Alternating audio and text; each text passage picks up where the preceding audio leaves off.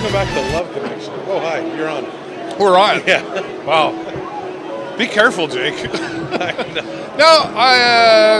Nice to have you here. Happy St. Paddy's Day, but Happy St. Paddy's Day. like, my boxers are green. all right, we'll go with that. 1-1 right now here at the Progressive Auto Sales Arena. It's the Sarnia Sting Part 2 against Flint, and my hilarious friend Jake Cherski here. How are you? No one knows I'm funny. No, you haven't told enough people. I'm always serious here, so welcome. Well, this is an interesting game after, I don't know if you caught any of yesterday's games. Dave Peckham and I were talking about what happened there. I was doing another broadcast during that game, and I checked in, and it was 7-1. It's like, what? And Flint's the thorn here. I'm repeating myself, but they just seem to have our number, and they took the first goal here tonight. Well, they did. We came back, and, I mean, we've been playing well. Sarnia's got, 16 shots on net. Yeah. Flint's got 9. So I think we're playing okay. They had a limited lineup in the playing last night in Flint, so they rested a lot of guys. One of the fans were telling me that there was no 99-born players playing last night. So if that was the case, I'm sure that was part of the problem. And Let them get some experience. absolutely. And if you can't move up or down in the standings, it's a very smart move. Save your guys, give them a little rest. Don't make it so exhausting for them having the 3 games in 3 days, and rest them up for the playoffs. It's going to be a run. Yeah, there you go. Well, it's going to be a run for sure. It looks like we're going to be going into Saginaw and take them on first. Which is good. I'm happy about Saginaw. We tied the season series 3-3 with them. So our last game won, talking to a few people, it's like, yeah, but when did we win? Was it earlier in the year when we were better? Yeah. And it's like easy. Last win was Family Day, so that was after the trades. We play them well. Saginaw's defense isn't great. It's okay. Their offense is decent. Their goaltending's good though as well. So we're a scoring machine. So hopefully we just got to score more goals than them, and then we win a series. It's been the debate though as to if we go back to Friday, and we'll talk about that in just a moment. But going back to that date and time, post game there was a lot of conversation about who would we like to see in London or Saginaw.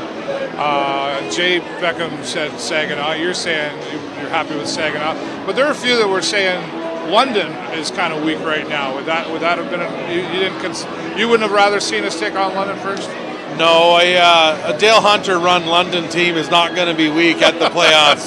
That I can guarantee. That's kind of my thinking. It's going to be one garbage can kick and maybe even a toss if needed. Yeah. That team will get reeled in really quick. And who's to say, I mean, not that they're resting players and whatnot, but, who's to say that they're not playing as tough and as hard and they're just falling on the short end of the stick? Well, they still keep their place in the playoffs, to which they've done. So they've completed their job, and they're getting ready for the long haul, too. The first team to win 16 games is going to win the Memorial Cup or that opportunity. So that's what it's all about right now. Yeah. Let's talk about Friday's game against Windsor.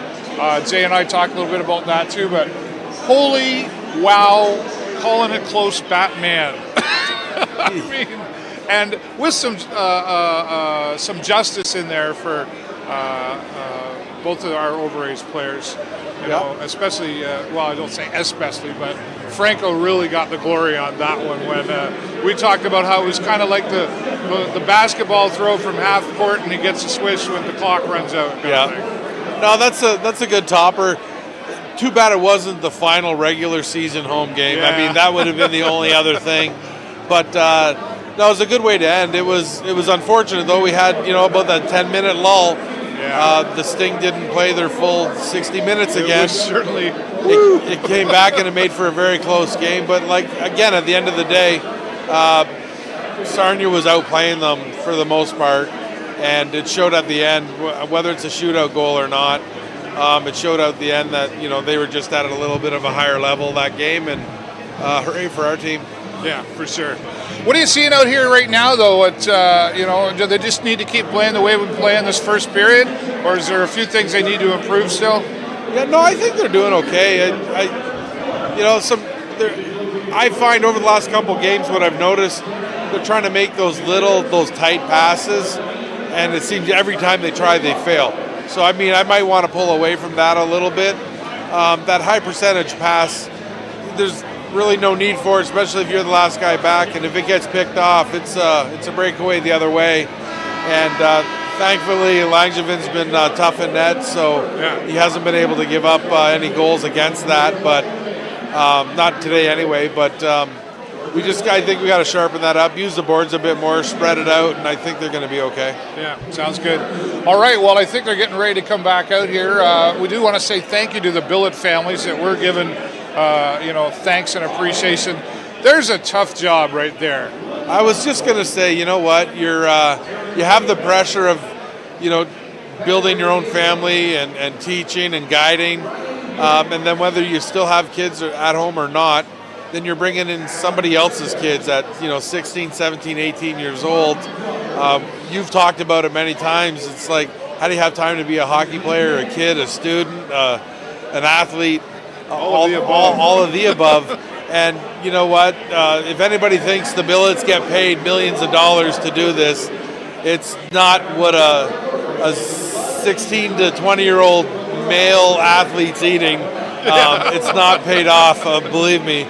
So, hats off to them. They go through a lot, and I'm sure it adds so much onto their plate. And you know what? You can't have an organization, whether it's a Sting or anybody else in hockey, that offer up billet parents.